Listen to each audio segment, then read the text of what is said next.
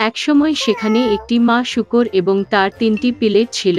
৩ ভাই একই উচ্চতা, গোল, গোলাপি একই মজার লেজ সহ।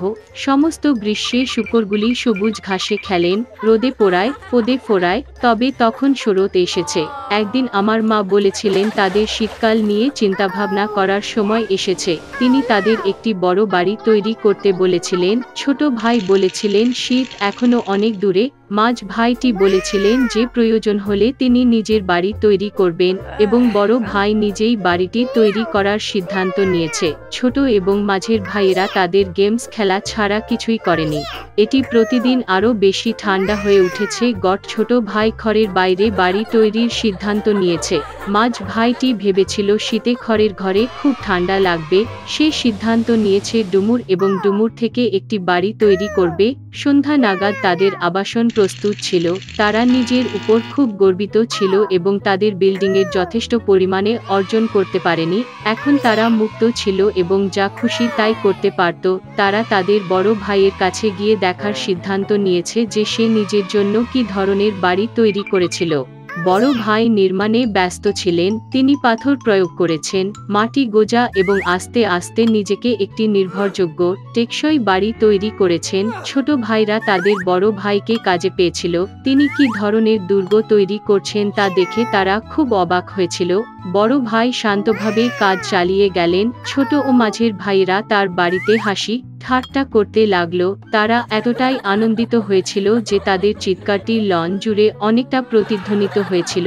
বড় ভাই চুপ করে থাকতে বলল, কারণ নেকড়ে শুনতে পেল। ক্লাউড ছোট এবং মাঝের ভাইরা আরও বেশি আনন্দিত হয়েছিল। তারা সিদ্ধান্ত নিয়েছে যে বড় ভাইটি কেবল কাপুরুষ আর দুজন সাহসী ভাই বেড়াতে গেলেন। পথে তারা গান গেয়ে নাচতে লাগলো এবং তারা যখন বনে প্রবেশ করল তখন তারা এমন শব্দ করল যে তারা নেকড়ে গাছটিকে জাগিয়ে তুলেছিল যে পাইন গাছের নিচে ঘুমাচ্ছিল। অসন্তুষ্ট ও ক্ষুধার্ত নেকড়ে সেই জায়গায় গিয়েছিল যেখানে দুটি বোকা শুয়োরের চিৎকার এসেছিল। ভাইয়েরা আনন্দের সাথে হাঁটলেন এবং নেকড়ের সাথে তারা কিভাবে সহজেই আচরণ করবেন তা নিয়ে কথা বলতেন এবং হঠাৎ তারা একটি বাস্তব জীবিত নেকড়ে দেখতে পেল। তিনি একটি বড় গাছের পেছনে দাঁড়িয়েছিলেন। তার চোখ ছিল খুব দুষ্ট এবং এক বিশাল দাঁতযুক্ত মুখ। ভাইয়েরা এতটাই ভীত হয়েছিল যে তাদের পাতলা লেজগুলি কাঁপতে কাঁপতে কাঁপতে কাঁপতে থাকে। নেকড়ে লাফ দেওয়ার জন্য প্রস্তুত। সে দাঁত ছিঁড়ে এবং ডান চোখটি পলক করে। শূকরগুলি হঠাৎ তাদের হুঁশ হয়ে আসে এবং বনজুড়ে চিৎকার করে পালাতে ছুটে যায়। ধুলার মেঘ তুলে তারা প্রত্যেকে নিজের নিজের বাড়িতে ছুটে গেল। ছোট ভাই দৌড়ে তার খাঁজ কুড়ে ঘরের কাছে এসে নেকড়ের সামনে দরজায় ধাক্কা মারল। নেকড়ে বড় হয়ে দরজা খোলার দাবি করলেন। ছোট ভাই ভয়ে ভয়ে একটা কোথাও বলতে পারল না। তখন নেকড়ে ফুঁকতে শুরু করল। হালকা ছাদ তাৎক্ষণিকভাবে ছড়িয়ে পড়া কুড়ে ঘরটি থেকে উড়ে গেল। নেকড়ে একটি গভীর নিঃশ্বাস নিয়েছিল এবং দ্বিতীয়বার ফুঁসে উঠল এবং সেই ছাঁচের ঘরটি সমস্ত দিকেই উড়ে গেল। নেকড়ে খুশি হল, দাঁত ছিটিয়ে তার ছোট ভাইয়ের উপর ঝাঁপিয়ে পড়ল, কিন্তু শূকরটি চূড়ান্তভাবে ধাক্কা মেরে দৌড়ে গেল। সে ছুটে গেল মাঝ ভাইয়ের বাড়িতে। ভাইরা নিজেকে লক করে রাখতে এবং একে অপরের দিকে হতাশ হয়ে তাকিয়ে থাকে। নেকড়ে রেগে গিয়ে ফুঁকতে শুরু করল। বাড়িটা খানিকটা জিজ্ঞাসা করা। নেকড়েটি দ্বিতীয়, তৃতীয় এবং তারপরে চতুর্থ বার উড়ে গেল, তবে বাড়িটি তখনও দাঁড়িয়ে ছিল। নেকড়ে একটি দীর্ঘ নিঃশ্বাস নিয়ে পঞ্চবারের জন্য উড়ে গেল। ঘর কাঁপতে কাঁপতে ভেঙে পড়ল।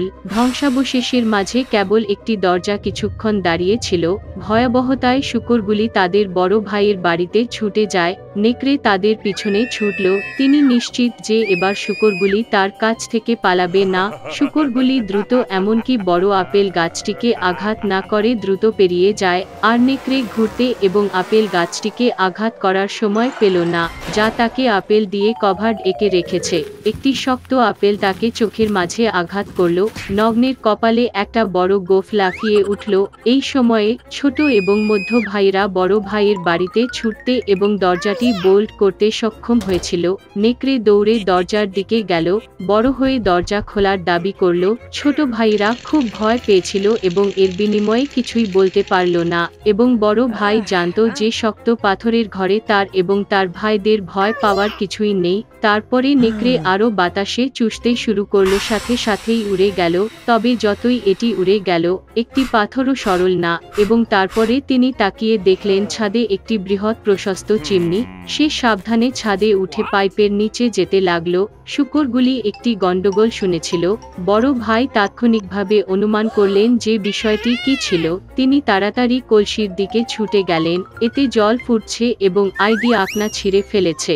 নেকড়ে নল দিয়ে নেমে সোজা কলসির মধ্যে পড়ে গেল, চোখ কপালে চওড়া। কাঁচা নেকড়ে একটি বুনো গর্জন নিয়ে ছুটে গেল এবং ছুটে গেল বনের দিকে। এবং তিনটি ছোট শূকর তার দেখাশোনা করেছিল এবং খুশি হয়েছিল যে তারা এত চালাকভাবে দুষ্ট ডাকাতকে একটি শিক্ষা দিয়েছিল।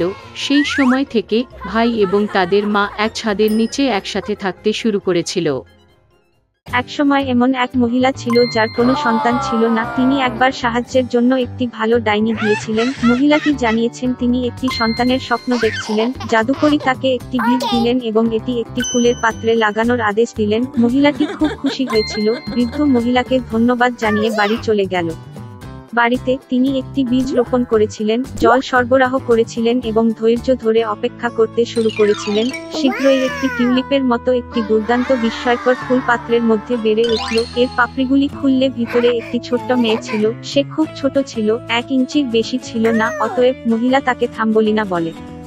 এক রাতে থাম্বলিনা যখন দ্রুত ঘুমাচ্ছিল, তখন বিশাল এক তুষার ভেজা এবং কুরুচিপূর্ণ বাড়ির জানালায় উঠে গেল। সে ঘুমন্ত মেয়েটিকে ধরল এবং তাড়াতাড়ি তার জলাবদ্ধ হয়ে গেল। তুষারপাত তার কুরুচিপূর্ণ ছেলেকে সুন্দর থুম্বিলিনার সাথে বিয়ে করার সিদ্ধান্ত নিয়েছে। তিনি তাকে নদীর মাঝখানে একটি প্রশস্ত লিলি পাতায় রোপণ করেছিলেন যাতে মেয়েটি পালাতে না পারে।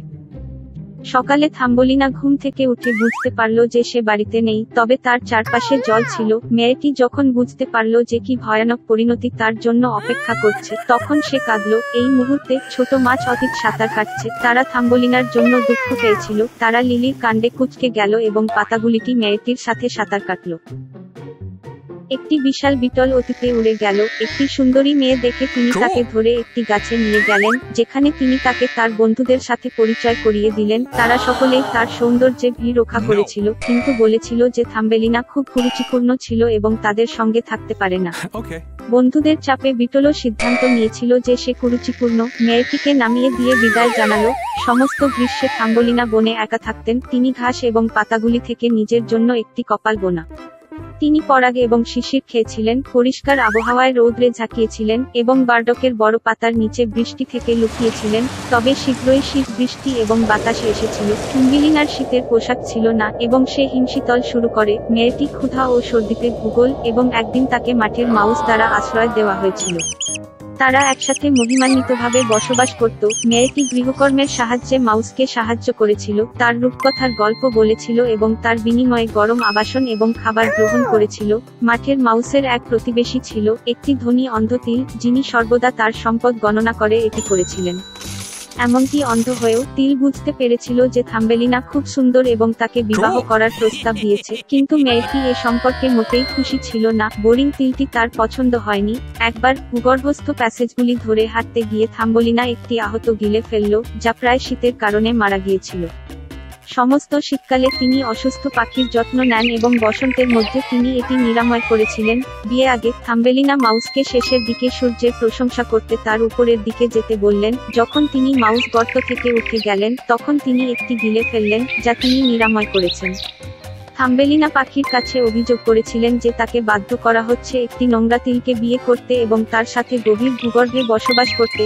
গিলে মেয়েটিকে তার সাথে উষ্ণ জমিতে উড়ে যাওয়ার জন্য আমন্ত্রণ জানানো হয়েছিল এবং সে রাজি হয়েছিল। তিনি তাড়াতাড়ি মাউসকে বিদায় জানালেন, গিলে উঠলেন এবং তারা পালিয়ে গেলেন। একবার এক দুর্দান্ত দেশে থাম্বলিনা সুন্দর ফুলের সাথে বিশাল এক ঘাট দেখতে পেল। তিনি বেঁচে থাকার জন্য নিজের জন্য সবচেয়ে সুন্দর ফুলটি বেছে নিয়েছিলেন। হঠাৎ তিনি ফুলের মধ্যে দেখতে পেলেন তার মতো একটি ছোট্ট মানুষটি, কেবল ডানাযুক্ত। এটা ছিল ধনুকের রাজা এবং একটি ফুলের প্রতিটি ফুল বাস করতেন। সুন্দর এলফ কোনো মেয়েকে নিজের মতো ছোট কখনো দেখেনি, এমনকি এত সুন্দরও করেছে। তিনি তাৎক্ষণিকভাবে থাম্বলিনার প্রেমে পড়েন এবং তাকে তার স্ত্রী হওয়ার জন্য আমন্ত্রণ জানিয়েছিলেন। এলিজের রানী এবং ফুলের রানী। তার সমস্ত দুঃসাহসিকতার পরেও কমনীয় রাজপুত্রের কাছ থেকে এমন প্রস্তাব শুনে মেয়েটি খুশি হয়েছিল। তিনি আনন্দের সাথে রাজি হন, একটি ছোট্ট হাত দিয়ে থাম্বলিনা কেড়ে নিল এবং একই মুহূর্তে তার পিছনে দুটি ডানা হাজির। এখন সে এলভাসের রানী হয়ে উঠেছে এবং তারপর থেকে তারা সুখী জীবনযাপন করে।